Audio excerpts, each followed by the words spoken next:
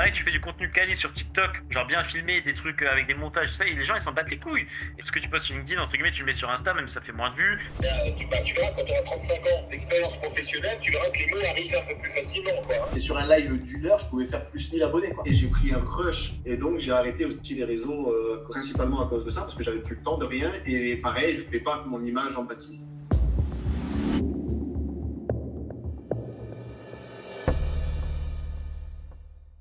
Aujourd'hui, on crée du contenu ensemble. Chers confrères, chers étudiants en comptabilité ou toute personne qui serait intéressée, je vais vous partager un petit peu ma méthode d'organisation pour créer du contenu. J'en avais déjà un petit peu discuté quand j'avais présenté cet outil, l'outil Asana, dans cette vidéo. N'hésitez pas à aller jeter un œil si ça vous intéresse. Et voilà, donc dans la continuité, je vais vous montrer un petit peu comment je planifie ma semaine et vous expliquer quelles sont les différentes étapes très importantes à prendre en compte quand on crée du contenu. C'est parti!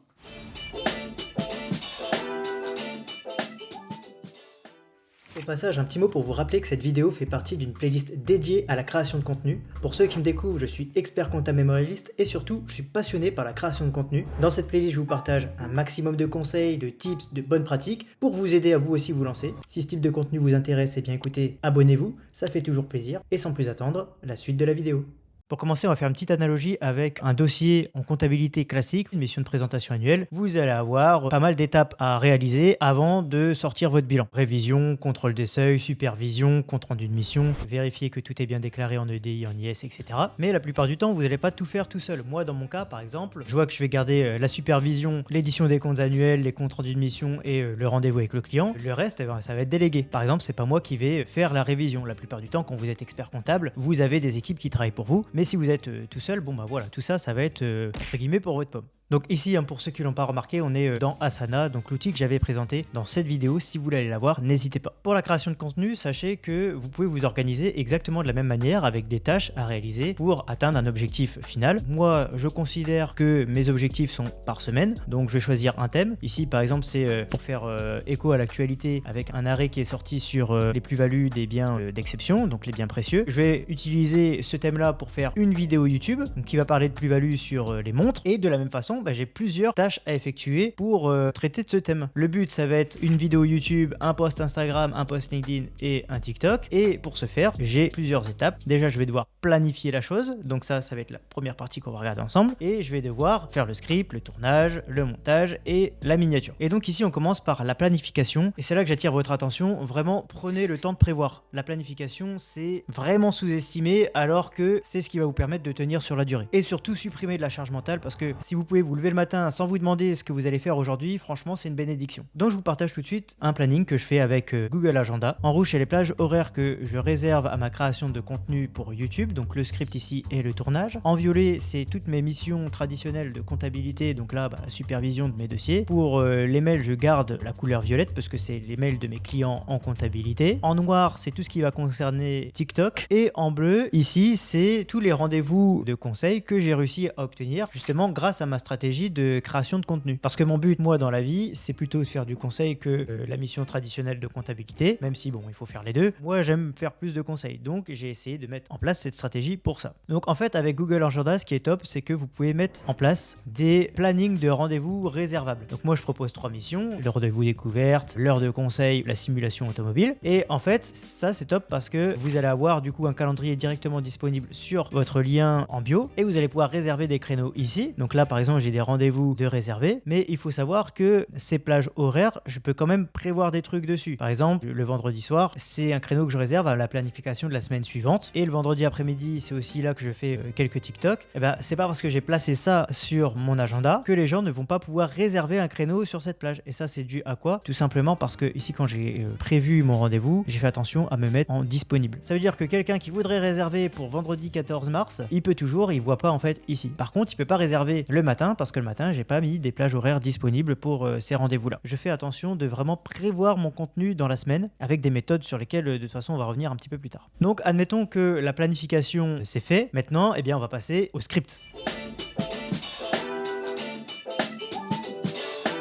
Alors concernant le script, moi je fais des vidéos YouTube et YouTube c'est un format long qui demande une préparation. Vraiment la plupart des créateurs de contenu que vous regardez, ils peuvent pas faire une vidéo qualitative s'ils n'ont pas préparé leur contenu à l'avance. Et donc pour une vidéo YouTube, il faut compter environ 3 heures pour rédiger un script pour une vidéo qui fera 10 minutes. Par contre pour un TikTok c'est beaucoup moins évidemment, puisqu'un TikTok ça dure 1 minute, 2 minutes, et donc il faut prévoir environ 15 minutes pour faire un script. Et vraiment si vous êtes parti sur quelque chose de recherché assez complexe, si c'est juste une vidéo réaction comme ça dans votre voiture, il n'y a même pas besoin de script en réalité. Et donc il y a plusieurs écoles. Moi ce que j'aime bien faire c'est vraiment tout rédiger. Je rédige mes phrases telles que je vais les dire, donc pas sur cette vidéo là parce que c'est un petit peu de l'impro ici, mais sur les vidéos où je fais de la vulgarisation sur la fiscalité, de la comptabilité, etc. Et bien j'aime bien tout écrire et même mettre des petites didascalies où je vais dire regardez l'écran, partagez le tableau, etc. Moi j'utilise l'application Notes de mon Mac, mais après vous faites comme vous voulez. Il y a certaines personnes qui vont simplement faire des bullet points et se rappeler à chaque fois sur chaque tiré ce qu'il faut aborder. Mais retenez en tout cas que c'est très important parce que ça va vous éviter de faire des répétitions, de buter sur vos mots, de mélanger un petit peu vos idées, ce qui va réduire le temps de rush initial. Donc le rush c'est la bande vidéo que vous envoyez telle quelle au monteur ou que vous montez vous-même. Évidemment si vous cherchez vos mots, le rush il va faire 3 heures. Et après pour aller travailler là-dessus, ça sera beaucoup plus chiant que si vous avez un rush d'une 50aine de minutes. Et à ceci j'aimerais rajouter quelques conseils avec un petit peu l'expérience que j'ai jusqu'à maintenant de ce que vous devriez faire. Déjà quand on commence on a tendance à lire son script et donc on a du mal à regarder la caméra et lire son script en même temps. Donc là il y a deux écoles, soit vous prenez un prompteur, il y a plein de monde qui fait ça, qui utilise un prompteur. Par exemple sur la chaîne Bienvenue au cabinet, je soupçonne qu'il utilise un prompteur parce que régulièrement en fait on voit un petit peu ses yeux bouger. Il le fait très très bien, ça se voit pas, c'est parce que moi j'ai essayé d'observer le truc. Dans ce cas il faut se mettre assez loin quand même pour pas avoir les yeux qui bougent. Ou alors vous faites comme moi tout simplement je lis mes phrases et je les dis après. Tous les moments de blanc en fait c'est coupé au montage. Et donc vous quand vous voyez la vidéo vous avez le résultat fini, vous dites Stéphane il assure, il gère, il connaît son sujet sur le bout des doigts. Oui je connais mon sujet mais je l'écris en amont et en fait je le lis. Et donc là si je prends le script que j'avais utilisé pour LLD, donc là la vidéo qui avait bien marché, je vais vous faire un exemple et je vais vraiment vous faire rendre compte de ce qui se passe réellement quand je lis mon script. Donc je lis la phrase et après je la dis. Avec la LLD ou la LOA, c'est toujours vous le dindon de la farce. Et je vais vous le démontrer chiffre à l'appui. Bonjour, je m'appelle Stéphane Le Soal, je suis expert comptable mémorialiste chez Easy Business. Vous voyez, j'ai eu pas mal de coupures, j'ai buté une fois, et tout ça, c'est au montage que ça va être réglé. Si vous voulez, vous pouvez aller voir la vidéo, comment je l'ai commencé, c'est exactement de la même façon. Avec la LLD ou la LOA, c'est toujours vous, le dindon de la farce. Bonjour, je suis Stéphane Le Soal, expert comptable mémorialiste associé chez... Deuxième chose, apprenez à quantifier votre rédaction du script. Moi maintenant je sais que le format que je préfère sur YouTube c'est environ 10-12 minutes. Je sais que je dois rédiger un script qui fait environ 4 pages. Avec l'expérience, regardez quel est le format que vous préférez faire et vous saurez quelle est la quantité de script que vous devez rédiger. Troisièmement, rédigez pour vous. Il n'y a vraiment personne d'autre que vous qui allez lire votre script et donc vous emmerdez pas avec des constructions de phrases alambiquées, une syntaxe parfaite, etc. On s'en fout, vous pouvez balancer des abréviations, vous pouvez balancer tout un tas de trucs pour vous faire gagner du temps, c'est votre script. Si dedans vous pouvez balancer tout un tas même d'informations pour le tournage, c'est super utile. Par exemple, regarder l'écran, partager l'écran, sortir du cadre, faire un air étonné. Comme ça, ça vous évite de réfléchir et encore une fois d'agrandir le temps de tournage. Et si vraiment vous avez un temps limité pour rédiger vos scripts, vraiment vous n'avez pas le temps dans la semaine, et bien vraiment concentrez-vous sur l'introduction, c'est très important, c'est ça qui va faire que les gens vont rester ou non sur votre vidéo, donc au moins passez un petit peu de temps sur l'introduction. À savoir que moi, la rédaction du script, je ne la délègue pas, je le fais moi-même parce que on est quand même dans une profession, l'expertise comptable, qui est assez technique et c'est difficile de trouver une plume qui soit capable de garder une certaine technicité et aussi parce que je veux garder mon style et quand on fait appel à quelqu'un, pas toujours le même style de rédaction. Donc moi le script c'est quelque chose que je conserve mais il faut savoir que c'est possible de le déléguer. D'ailleurs je fais un test actuellement avec un étudiant en comptabilité, il se reconnaîtra, pour rédiger un script. Donc peut-être que dans une des prochaines vidéos ce sera pas moi qui aura écrit le script. Et enfin sachez que avec l'expérience il y a des créateurs qui n'ont vraiment plus besoin de script. Alors là il faut vraiment avoir un petit peu de bouteille vraiment. C'est le cas par exemple de Patrick Maurice avec qui j'ai fait une petite interview, je vous mets l'extrait juste ici. Mais j'en ai pas de script moi, j'en ai zéro. Il y a des fois j'ai des scripts quand on parle de 2-3 trucs mais sinon je n'en ai pas du tout. C'est quoi, c'est tu lis des slides en fait et enfin tu suis des slides tranquilles? Ouais, tard, tu verras, quand tu auras 35 ans d'expérience professionnelle, tu verras que les mots arrivent un peu plus facilement, quoi. Hein. Ouais, j'imagine bien. Et donc, concrètement, en fait, c'est naturel, je fais pas d'efforts particuliers. Ma vie d'expert comptable, avant d'être sur YouTube, je parlais énormément. J'ai pris la parole devant les experts comptables, les notaires, les avocats, donc j'ai l'habitude de parler. Merci Patrick, passons maintenant au tournage. Aïe, le tournage. Franchement, c'est le truc qui est vraiment difficile quand on commence. Parce que passer devant la caméra, c'est pas une chose aisée, c'est pas une chose innée. C'est vraiment le principal point de crispation quand on commence. Et pourtant, si vous êtes expert comptable, vous êtes un professionnel qui a normalement l'habitude de prendre la parole. Que ça soit devant le cabinet, devant des clients ou devant des assemblées de temps en temps. Et donc, la première chose à se dire, c'est quelle est la différence parler devant une assemblée et parler devant une caméra. Mais enfin bon, laissez-moi quand même vous donner quelques conseils pour démystifier un petit peu cet exercice. Déjà, vous prenez pas la tête avec le matos. Vous pouvez commencer par un tournage très simple. Et d'ailleurs, moi aujourd'hui, j'ai plein de matos et en fait, je me rends compte que ce que j'utilise, c'est très simple. Quand vous regardez, un double écran, le double écran de mon ordi en comptabilité, un micro, mon Mac avec mon script dessus, un pied où je garde mon iPhone dessus parce que là, je filme à l'iPhone. J'utilise même pas de lumière ou quoi, c'est la lumière du jour en fait qui me suffit à avoir un bon éclairage. Donc j'ai fait une vidéo dédiée sur mon studio avec tout le matos que j'ai acheté. Si vous voulez, vous pouvez aller jeter un œil juste ici, mais je vous fais gagner du temps. Regardez, aujourd'hui, ce qui est important, c'est d'avoir un bon micro, parce que on peut s'asseoir devant une vidéo de mauvaise qualité, mais personne s'assoit devant une vidéo avec du son pourri. Donc le son, c'est vraiment important. Je dirais que c'est la première chose que vous devriez acheter avant d'acheter une caméra de ouf, parce que je vous dis, moi la caméra que j'utilise, c'est mon iPhone avec lequel je téléphone tous les jours. Donc il n'y a pas forcément besoin d'une caméra de dingue, en tout cas pour le contenu que moi je produis. On n'est pas sur des productions hollywoodiennes. Deuxièmement, entraînez-vous à faire des rushs que ne vous balancerez même pas, qui seront jamais publiés, que vous donnerez même pas au montage. En remplissez la mémoire de votre téléphone et regardez-vous. Ça va vraiment en fait vous débloquer sur cet exercice-là. Il faut vraiment pas vous mettre de stress. La plupart des créateurs de contenu coupent la majeure partie de leur enregistrement. Là, cet enregistrement-là, je sais pas combien il fera, certainement 1h10. La vidéo, elle va peut-être sortir à 15 minutes. Donc, vous inquiétez pas, c'est normal de buter sur les mots, de recommencer, d'hésiter, etc. Troisièmement, privilégiez les contenus courts au début. Je sais que créer des vidéos sur YouTube, c'est vraiment la grosse production. On part sur une vidéo de 15 minutes et tout, mais commencez par faire des petits TikTok. Ça va vous réduire en fait cette appréhension à passer devant la caméra. Et surtout de voir votre tête à l'écran. Au début, c'est vrai que ça fait bizarre. Vous pouvez aussi, ça c'est un quatrièmement ou cinquièmement, je sais plus, tester divers formats. Je sais qu'il y a plein de personnes qui vont faire un format podcast où on leur pose des questions. En fait, ils ont l'impression de parler à quelqu'un et donc c'est beaucoup plus simple que de dire je parle à la caméra. Vous pouvez aussi faire des lives. Vous allez être naturel, il n'y aura pas de montage, rien. Vous répondez aux questions qui arrivent sur le chat et au final, vous oubliez en fait l'exercice de passer devant la caméra. Et surtout, acceptez qu'au début, le contenu, il est pas forcément incroyable. On commence tous quelque part. Moi, mes premières vidéos, elles étaient pas dingues. Aujourd'hui, elles sont un petit peu mieux parce que j'ai fait appel à un monteur et tout. Faut bien qu'on commence quelque part. Si vous regardez les premières vidéos de Squeezie, le king Squeezie, le king de YouTube, les toutes premières vidéos qu'il faisait, elles étaient pas dingues non plus, quoi. Et aussi, n'ayez pas honte de vous faire accompagner si vous le pouvez. J'avais fait une interview avec Charlène, qui est expert comptable et donc qui crée un petit peu de contenu sur Instagram. Et elle, pour ses réels, c'est le choix qu'elle a fait. Et du coup, tu montes toi-même toutes tes vidéos, tout ça, ou tu fais appel à quelqu'un? Là, les dernières vidéos que tu as vues, j'ai fait appel à quelqu'un qui m'a aidé. En fait, les thèmes, on les a décidés ensemble. J'ai écrit les scripts et en fait, la nana est venue chez moi, à mon bureau, et on a fait les vidéos ensemble et elle les a montées. Et en fait, effectivement, le rendu, il est quand même plus quali que si tu l'avais fait toi-même. Exactement. Donc, du coup, moi, si je peux donner un conseil, c'est chacun son métier, quoi. Tu vois, chacun son métier. Merci Charlène. Et puis, on enclenche tout de suite sur un autre gros morceau, le montage.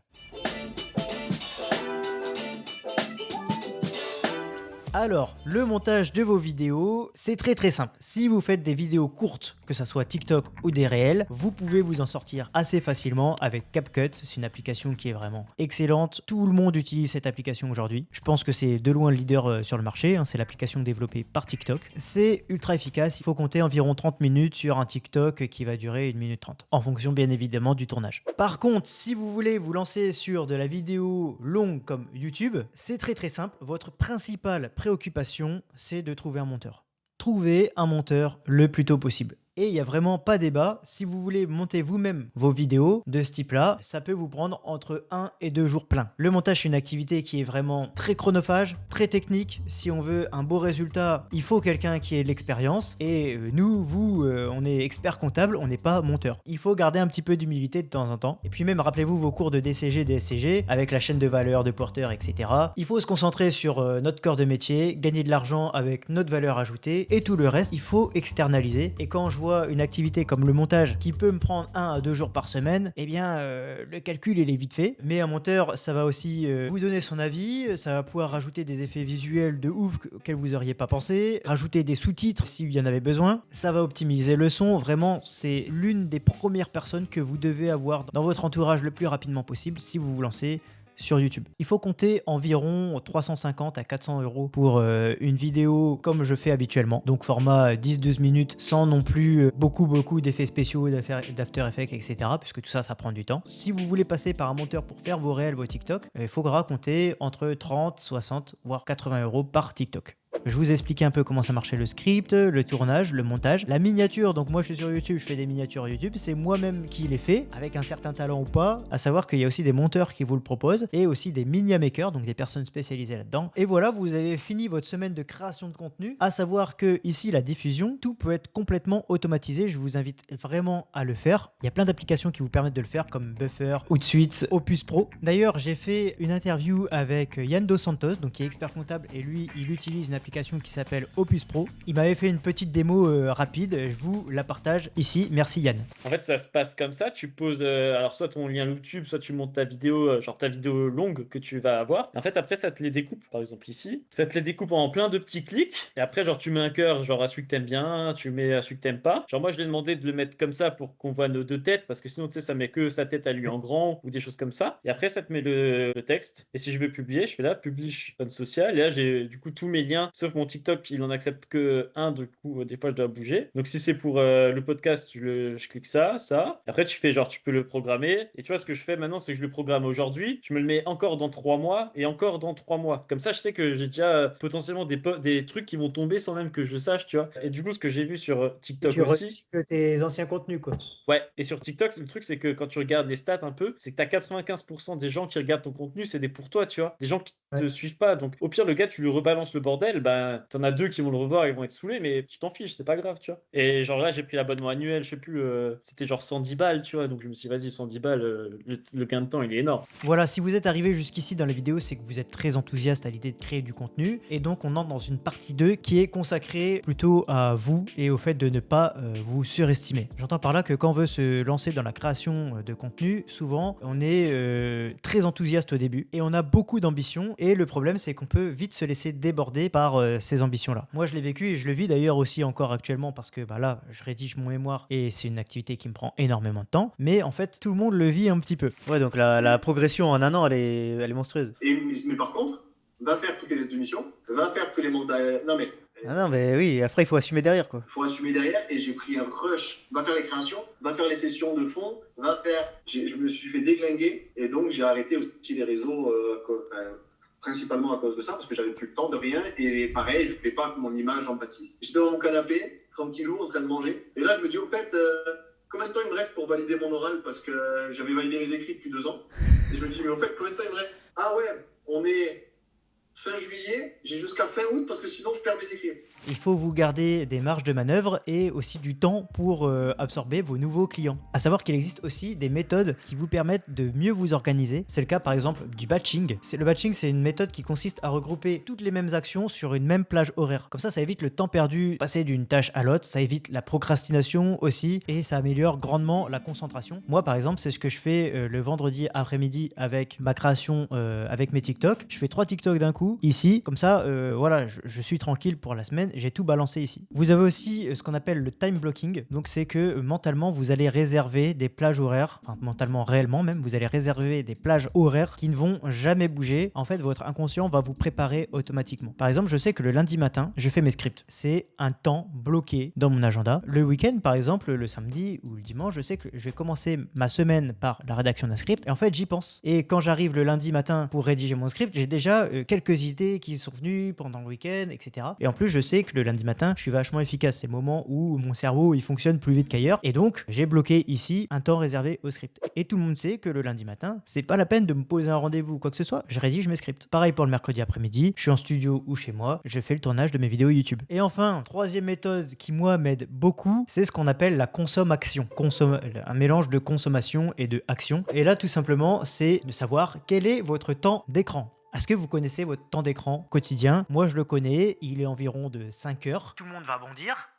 À savoir que, en moyenne, j'avais regardé, c'est 4h37 pour les Français. Donc, je suis pas très loin de la moyenne, on va dire dans la moyenne haute. Je sais que certaines personnes sont à 8h, 10h même. Et bien, en fait, ici, on va essayer de lier l'utile et l'agréable. Et donc, sur votre consommation de TikTok, de réels, etc., vous allez essayer d'avoir une démarche active. Enregistrer les concepts que vous pourriez reproduire, réagir, mettre des commentaires, etc. sur tous les contenus qui vous concernent ou qui concernent votre domaine. Ça va améliorer, doper un petit peu votre algorithme. Et surtout, eh bien, à chaque fois, en se disant, est-ce que ça, je pourrais le reproduire, ça va vous donner beaucoup plus d'idées que si vous êtes passif à regarder à chaque fois les vidéos de chat, etc. Voilà en tout cas sur ce que je pouvais vous dire sur mon organisation un petit peu de création de contenu, à savoir que tous les contenus ne nécessitent pas forcément de préparation. Vous pouvez très bien faire que des stories et des lives. En fait, les lives, c'est les lives en fait, moi, qui m'ont fait percer. D'accord.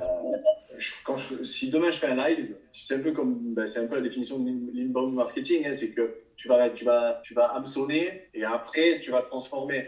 Et ouais. Grâce au live, en fait, je mettais des trucs un peu... oui, des titres un peu putaclic. C'est ça. Et du coup, les mecs s'arrêtaient, ouais, qu'est-ce que tu racontes, machin. Et sur un live d'1 heure, je pouvais faire plus 1000 abonnés, quoi. N'hésitez pas aussi à vous comparer à d'autres créateurs de contenu, qu'ils soient dans la profession ou non, mais n'en faites pas non plus une généralité. Ce qui marche pour les uns va pas forcément marcher pour les autres. Pareil, tu fais du contenu quali sur TikTok, genre bien filmé, des trucs avec des montages, tout ça, et les gens ils s'en battent les couilles. Et du coup, t'es là. En fait, moi, ce que j'aime bien, c'est genre utiliser mon contenu sur toutes les plateformes, tu vois. Et du coup, ce que tu postes sur LinkedIn, entre guillemets, tu le mets sur Insta, même si ça fait moins de vues, tu le mets sur TikTok, tu le mets sur YouTube Short. Et enfin, comprenez que tout le monde n'est pas au même stade dans sa stratégie. Si vous débutez seul, vous ne pourrez pas produire autant que quelqu'un qui a une équipe derrière lui, c'est impossible. Laissez-vous le temps de grandir. Forcément, si vous regardez les vidéos de Dougs, la chaîne de Dougs, il diffuse une vidéo par jour. C'est astronomique. D'accord, oui, mais après vous avez une grosse production, vous faites quasiment une vidéo par jour. C'est pas quasiment, c'est une par Ah jour. oui, d'accord, une par jour. Oui, donc t'es sur le haut du panier de la production, on va dire. Voilà, merci beaucoup de m'avoir suivi un petit peu sur cette organisation autour de la création de contenu. Il y aura d'autres vidéos à ce sujet, j'espère que c'est un format qui vous plaît. Un grand merci à toutes les personnes qui ont bien voulu que je les interviewe, donc les confrères, Mathieu Détré, Yann Dos Santos, Patrick Maurice, Charlène également. La conclusion de tout ça, c'est que c'est une super aventure d'être sur les réseaux. Franchement, c'est vraiment top, ça m'ouvre plein d'horizons et j'adore le faire. Donc si vous voulez vous lancer, n'hésitez pas, regardez un petit peu mes autres vidéos à ce sujet et puis envoyez-moi un petit DM si vous avez des questions, j'y répondrai avec plaisir. À très bientôt dans une prochaine vidéo.